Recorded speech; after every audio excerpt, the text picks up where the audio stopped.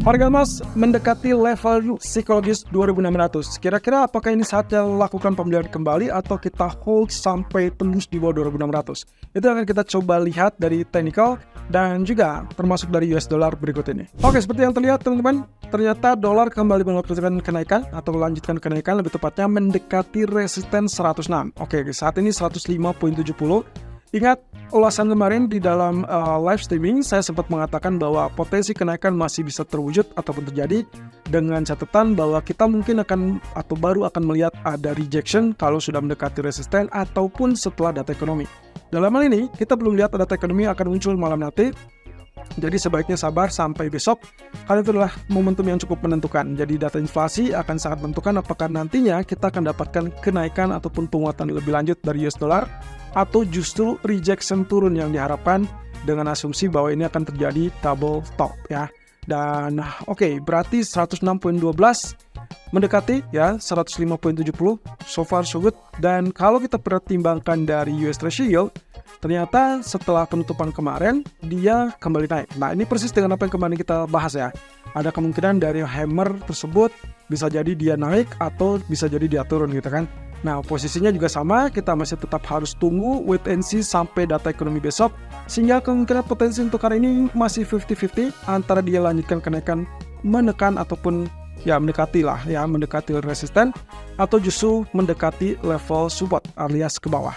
Oke, kalau kita asumsikan dengan data inflasi yang diasumsikannya adalah akan relatif lebih rendah daripada ekspektasi atau dari periode sebelumnya, maka seharusnya yang akan kita segera simak atau lihat adalah penurunan dari US Treasury yield ataupun dengan US dollar.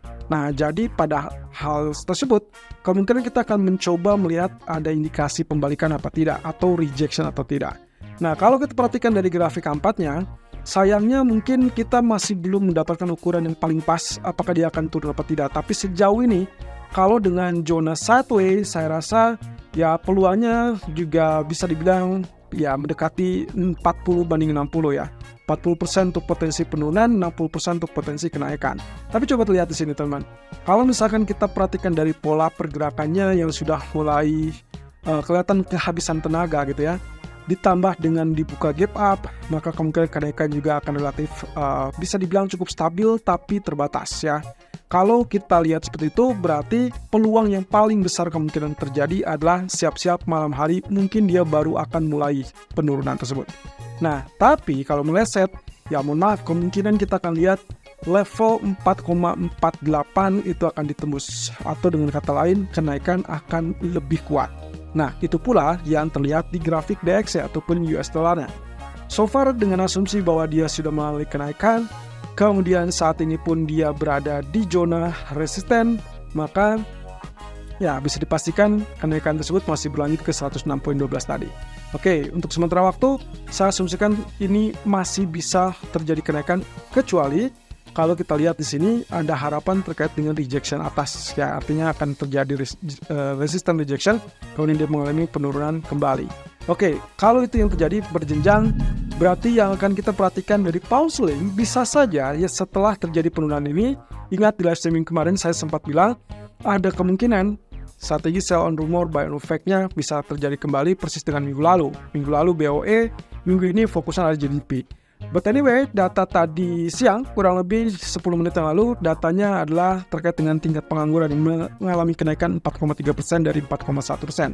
That means negatif untuk pound sterling. Oke, berarti kembali lagi dengan skenario hari kemarin ya, di hari Senin. Live streaming saya sempat bilang ada kemungkinan kecenderungan untuk menguji level support terdekat berikutnya. Jadi saya ambil garis dasar di sini ya, ada dua periode ataupun dua area ya yang mungkin kita akan bisa jadikan pertimbangan. Pertama, yang saya maksud di zona tengah ini, saya asumsikan skenario-nya adalah tertahan di sideways di zona tersebut. Jadi kalau misalkan kita lihat ini, bisa saja dia cuma begini, ya, sebelum akhirnya turun, gitu kan? Atau peluang berikutnya bisa saja dia terjadi kenaikan yang lebih besar, ya. Artinya, kalau misalkan kita asumsikan kenaikan, berarti yang praktis akan terjadi adalah rejection di zona tersebut, kemudian dia balik badan. Nah, ini baru akan terjadi kalau datanya sahih ataupun ya kita sebut dengan ada data valid yang mendukung. Nah, sayangnya malam nanti tidak akan ada data ekonomi.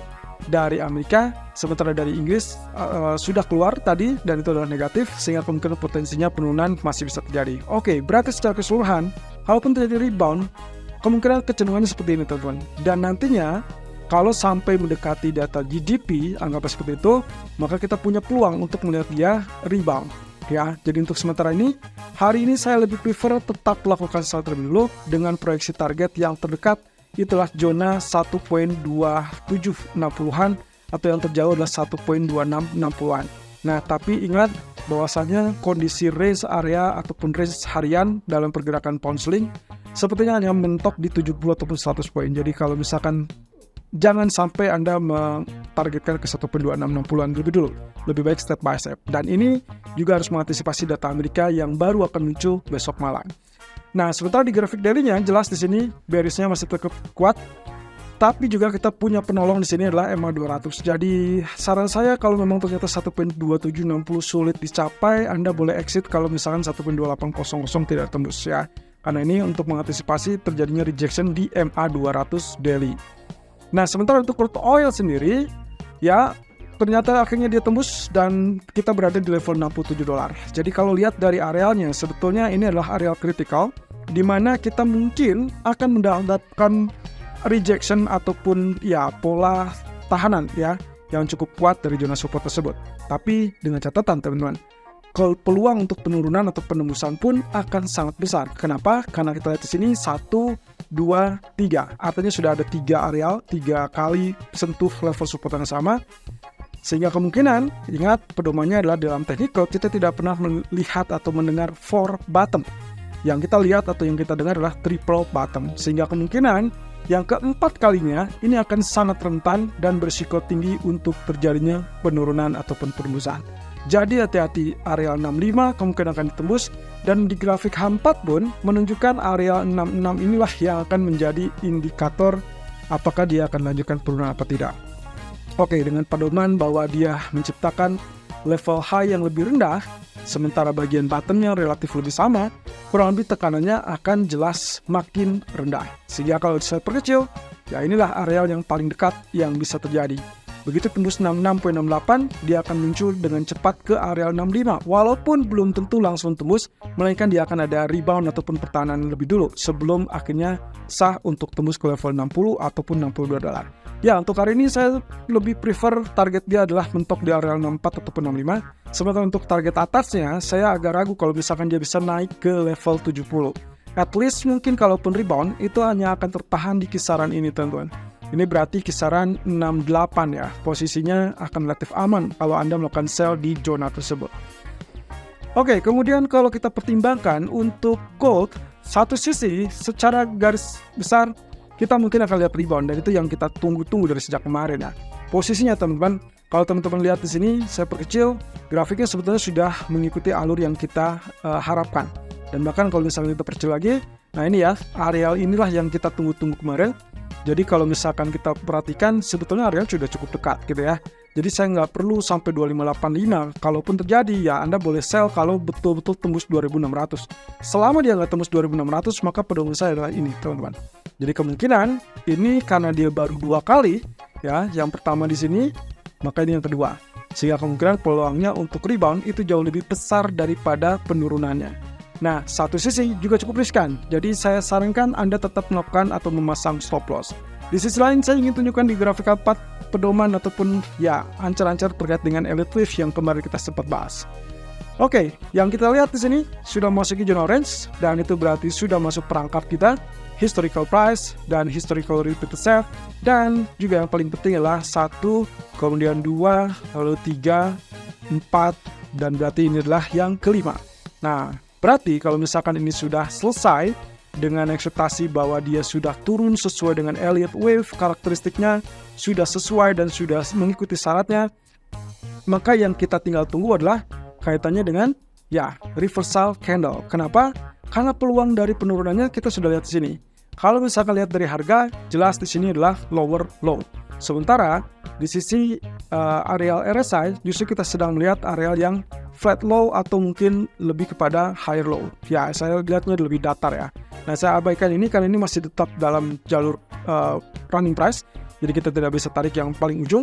Nah, sementara yang namanya Elliott Wave, setelah terjadinya penurunan wave 5, maka kita tinggal tunggu terkait dengan sinyal untuk wave A, B, dan C. Nah, itulah sebabnya kalau memang ternyata cukup menunjang dengan jalur dari bullish divergence tadi, maka seharusnya kita dengan sangat mudah akan segera menemukan rebound ke teritori 2634. At least 2634 itulah yang menjadi target ataupun potensial target. Nah, satu sisi teman-teman, kalaupun misalkan saya tarik garis resisten di sini, maka yang saya akan temukan itulah pola falling wedge, dan itu persis dengan apa yang kita bahas di hari Senin kemarin ya. Jadi ada peluang kalau misalkan pun dia bentuknya seperti ini adalah resmi sebagai falling wedge. Jadi pada dasarnya kalau falling wedge berarti kita hitung di sini 1, 2, 3, 4, dan itu berarti penurunan juga tetap dihitung sebagai penurunan kelima. Jadi setelah itu berarti secara bertahap dia harus naik. Tapi sabar dulu karena kita masih tetap harus menantikan reversal candle, sehingga candle yang saat ini teman-teman lihat diharapkan 4 jam atau 3 jam ke depan ditutup dengan hammer. Kalau itu terjadi, Anda boleh pertahankan buy-nya, tapi kalau gagal atau lebih bearish lagi, maka hati-hati penurunan di bawah 2600 itu akan membuka peluang untuk turun ke 2593 atau bahkan 2585 tadi.